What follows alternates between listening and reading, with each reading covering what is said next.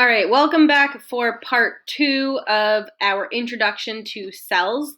So in the last video, we talked about cells in general, what a cell is, sort of like the idea behind it, the cell theory in terms of that cells are related to both the structure and function of life, and we compared prokaryotic and eukaryotic cells.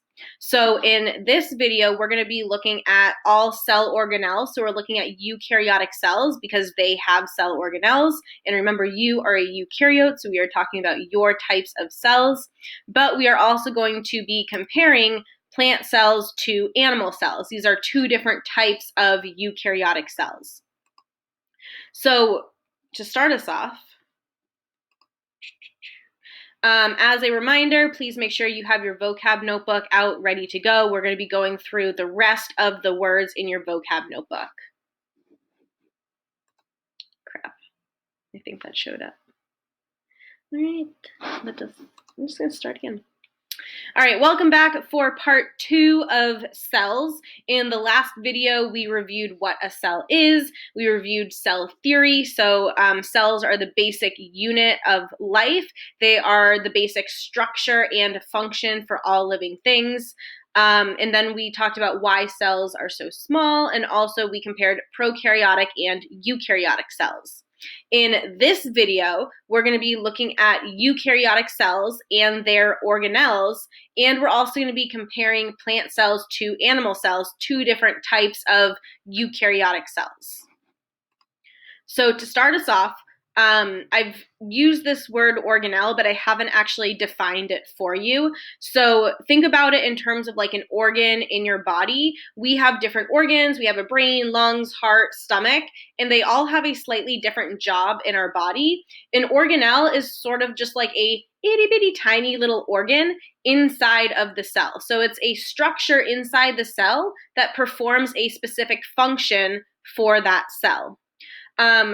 Like it says here as a reminder, cell organelles are only in eukaryotic cells. So you are a eukaryote. We are talking about your cells. We're also looking at animal cells and plant cells. And these are just two diagrams. We're going to be getting into more detail about an animal cell and a plant cell, but this is just a basic diagram of what you can think of if you are thinking of what an animal cell might look like or what a plant cell might look like. So yes, you are going to be going through your vocab notebook and filling out the different organelles and what they do. But just as a way to organize this in your brain, to think about it this way, as we go through the slides and we are talking about the jobs of all these different organelles, it's basically following this chart structure that we have right here. So here's the list of all the different organelles we're going to be talking about today. For each organelle, we're going to be looking at its function. What is its job? What does it do for the cell?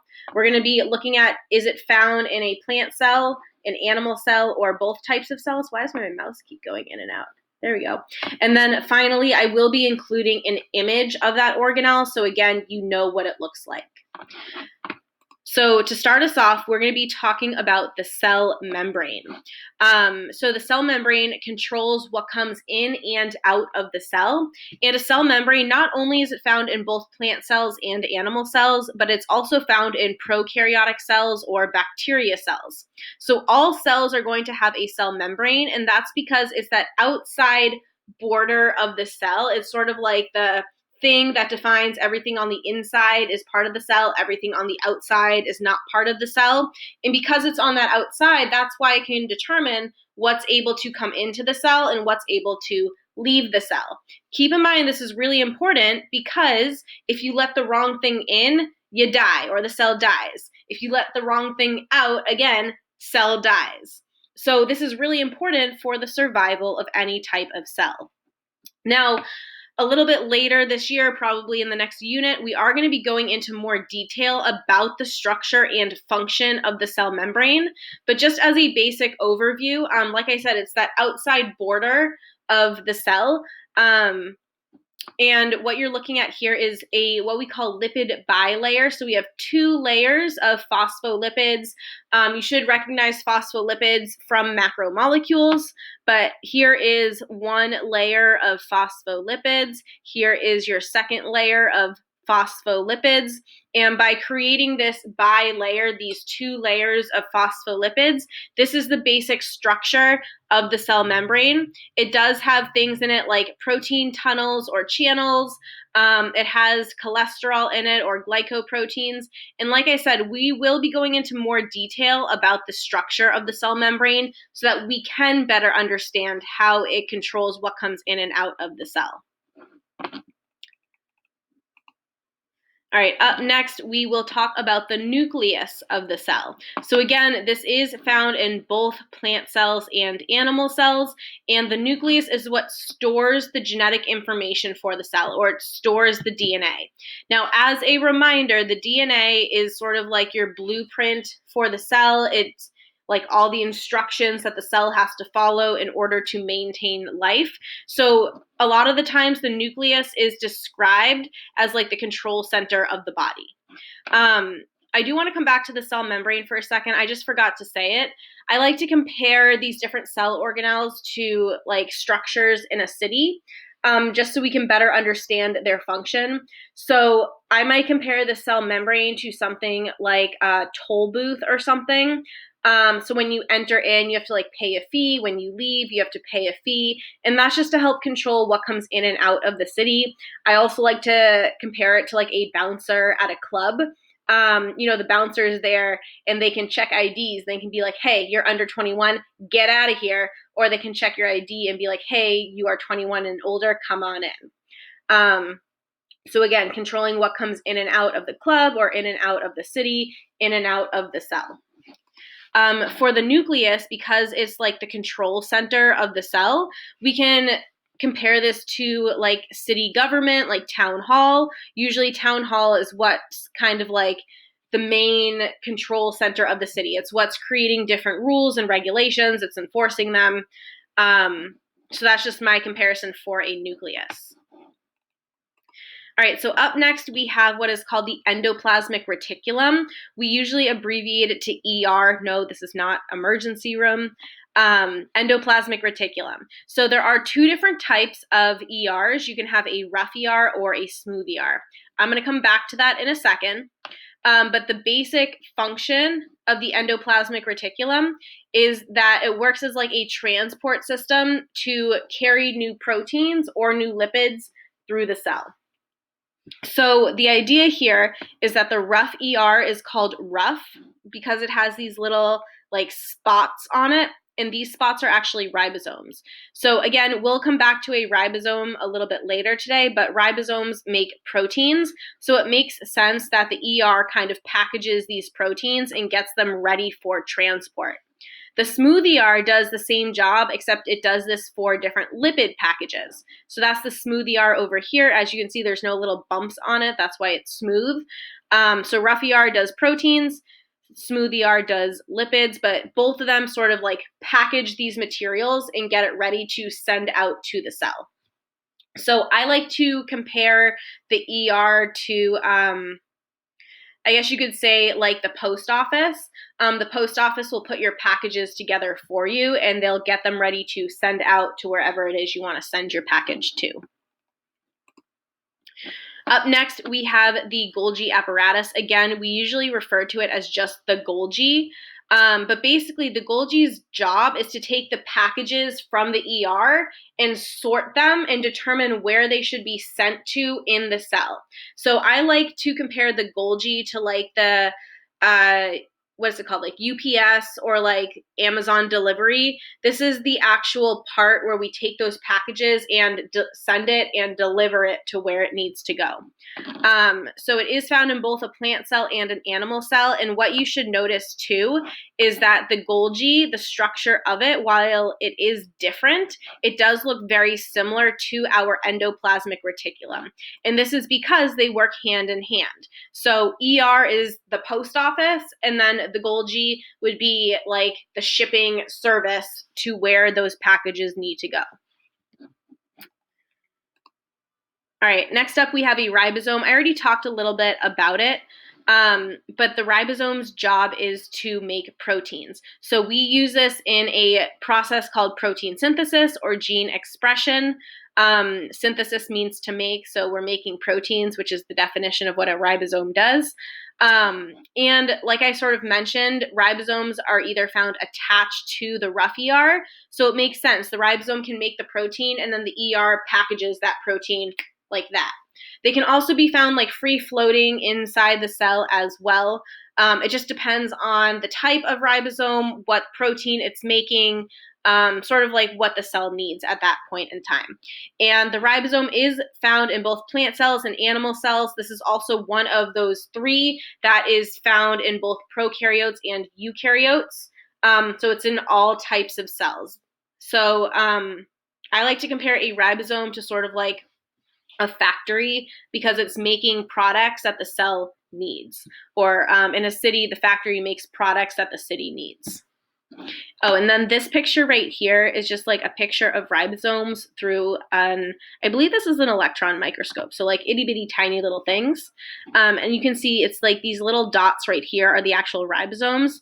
And then because they're making proteins, you can see the peptide chain or the amino acid chain growing out of the ribosome down here.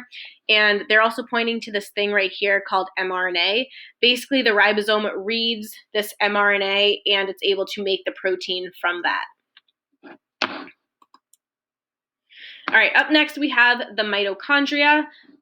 This is what produces energy for the cell. So in cells, energy comes in the form of ATP.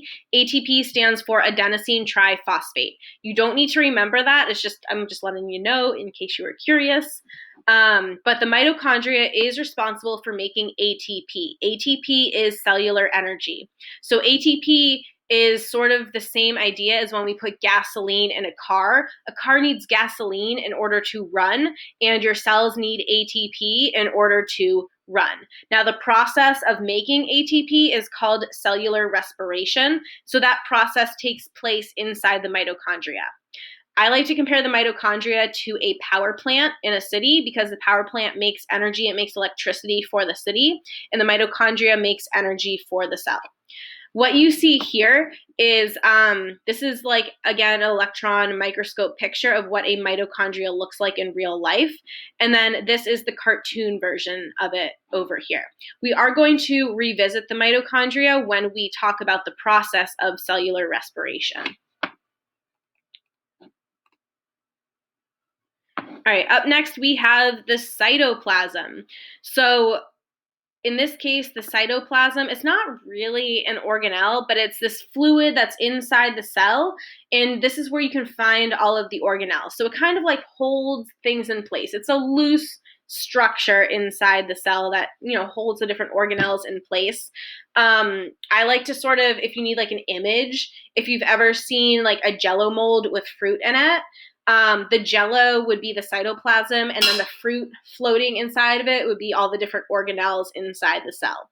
So again, cytoplasm is found in both plant cells and animal cells. It is also in prokaryotic cells as well as eukaryotic cells because we're talking about it with plant and animal cells. In a city, you might compare this to maybe like the streets or something. The streets kind of like hold all those different locations in place. It's that loose structure inside the city. But that's the cytoplasm. All right, so up next, we're going to talk about something called a vesicle. A vesicle is basically the transport system inside the cell. So it's responsible for moving materials from one part of the cell to another. And it looks like this. So this is our lipid bilayer again. So this is the same stuff the cell membrane is made out of, but it's just like a tinier little bubble inside the cell. So basically when the ER packages the proteins or the lipids, it's packaging it in this little bubble right here. So the protein or lipid would be inside right here, and then the vesicle would just like transport it where it needs to go. So this might be like your public transportation in the city. It could be like a car, taxi, train, that type of thing. It is found in both plant cells and animal cells. And there is a specific type of vesicle called a lysosome. Lysosome are found in both plant cells and animal cells. They contain digestive enzymes to break down waste that's inside of the cell. So basically, like if this is a lysosome, it will have digestive enzymes inside here, and then the waste will like move its way inside, and it will be broken down by the enzymes that are inside over here. The other part of this is that lysosomes are involved in a process called apoptosis. And that is basically like programmed cell death or cell suicide. So if the cell deems itself unhealthy, it can like kill itself to protect the rest of the organism. And what happens is the lysosome will burst open and release those digestive enzymes into the cell, and it'll basically just like digest the entire cell until it's dead and gone. And again, this is just a protective mechanism. It's sort of like, let's destroy one to save the rest. So these are vesicles and lysosomes. Up next, we have a vacuole, and we can also have what's called a large central vacuole. So vacuoles in general are basically like a storage unit for the cell. You can literally compare it to a storage unit in the city. But inside this storage unit, you have extra water, maybe some nutrients, you might have some waste, you might have some specific like ions the cell might need, like a sodium ion or a potassium ion. It's basically, like I said, just sort of like storage for the cell. So the difference here is that animal cells, they will have many small vacuoles all over the cell. Large central vacuoles are found only in plant cells. So that's the picture you are seeing right here. Plants will have this large central vacuole where they store everything, but they also use it as a way to create structure for the cell. So if your vacuole is full, it's like pushing out against the cell. And so it's creating this structure and rigidity for the cell. It's nice and rigid. It's not going to collapse on itself. So keep in mind, plants, they don't have a skeleton. They don't have bones for structure to keep them up and moving. They just use the cells that they have. And this is one mechanism to keep the plant up versus wilting over. So if you do see a plant wilting over, it's because it is lacking water and the vacuoles are slightly empty. So once you water it, the vacuoles will fill up with that water and the plant will stand nice and tall again. All right, so up next we have what is called a cell wall. This is only found in plant cells. And basically, again, it provides more structure for the cell and it provides protection for the cell. So again, like I said, plants, they stand straight up, but they don't have bones. So the cell wall is that more like rigid structure around the cell to help the plant stand up nice and straight. And because it literally has a wall around it, it does provide protection for the cell as well. It's usually made out of something called cellulose, which os means sugar. So we're talking about a type of carbohydrate.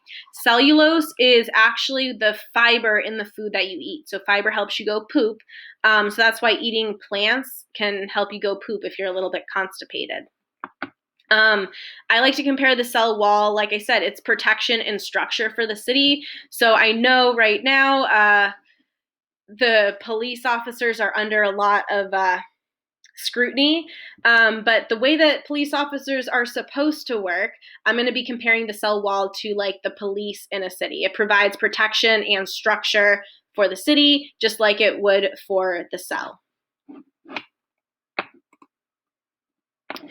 So next up we have the chloroplast. Again, this is only found in plant cells, and the chloroplast is actually important for all life on this planet. And that is because the chloroplast is where photosynthesis takes place.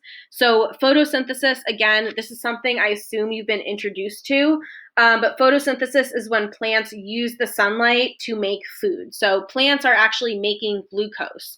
This is the primary food source for everything on the planet. Keep in mind that when we eat stuff, we either eat a plant or we're eating something that eats a plant. Okay, so plants are able to make their own food. They are autotrophs. Auto is self, troph is energy. They make their own energy. They make their own food. We are heterotrophs. Hetero means other. Troph, again, energy. We are getting energy or food from somewhere other than ourselves. We eat stuff.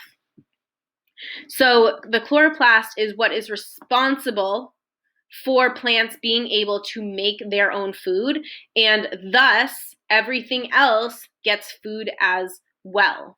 So that's why I say it's absolutely vital to all life on this planet, even though it is only found in plant cells. And again, this is just a diagram of what a chloroplast looks like. We will be looking at it again in more detail when we go through the process of photosynthesis. We only have a few more. So next up, we have what is called a centriole. These are only in, oh, that's wrong. This should be in an animal cell. I apologize. Let's change that. Animal cells only. And these are used during cell division. So when we need to make more cells, we use this organelle called a centriole. And again, we are going to be revisiting a centriole later this year when we talk about cell division, when we talk about mitosis. But the idea is that the centriole releases what we call spindle fibers, and it takes the cell and is able to like push it apart. So eventually a cell can split into two new cells. So it's used during that cell division process. Oh, I'm sorry. I forgot to compare the chloroplast to something in a city. So it's making food. So maybe you say like this is the grocery store in a city. Maybe you say it's a solar panel because it uses sunlight to make energy. Either one works. The centriole, because it's involved in cell division, we could say this might be like the rebellion that's in a city, right? Because we're trying to divide the city. You can also compare it to politics because politics are very divisive too, very different ideas on either side. But that would be the centriole. So the last cell organelle we're going to talk about is the flagella or the cilia. They both have the same function. It's just a slightly different structure. So they're both used for cellular movement. So they're usually found in unicellular organisms. We do have both flagella and cilia in some of our cells too. So specifically lung cells will have cilia to help stop like dirt coming into our lungs and also to stop pathogens, which is infectious bacteria or viruses, from entering into our lungs. And so cilia are these like hair-like structures protruding off of the outside of the cell. If it's like a unicellular organism, they just kind of like flutter their cilia and they're able to move around. Flagella, same idea, used for movement. We see this specifically in a human sperm cell. So the human sperm cell uses its flagella to make its way up to meet the egg inside the female reproductive system. And so again, these are only found in animal cells or a unicellular organism. It's not a plant though. All right, so I do want to draw your attention to these diagrams. If you remember from the previous slide at the beginning, we have these diagrams of an animal cell and a plant cell. So I want to make sure that we take some time and look at where all these organelles actually fit into both types of cells. So this is your diagram of a plant cell. And you can look around and see where all this stuff is located. I'm not going to like point to every single one for you. But, you know, pause the video, take a look at the slide deck, make sure you understand where all these different organelles are located inside of an animal cell. And then same idea for a plant cell. So again, pause the video, look at your slide deck, kind of look around, see where all this stuff is located inside of the cell. Lastly, I do want to show you a video. This video is an animation produced from Harvard. Excuse me. And basically they were able to create a very realistic animation of what it would look like inside of a cell if you could actually see it in motion. So I am going to present this and we're going to watch the video together here so that I can also explain to you what you're seeing when you see it.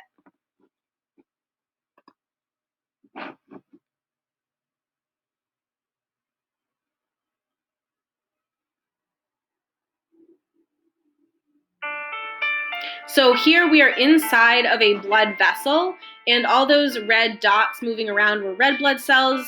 The white circles were your white blood cells. And here we're seeing what is called the cytoskeleton. You don't have to worry about that this year. This is showing you a cell membrane, and we have these different proteins floating across the cell membrane, interacting with each other.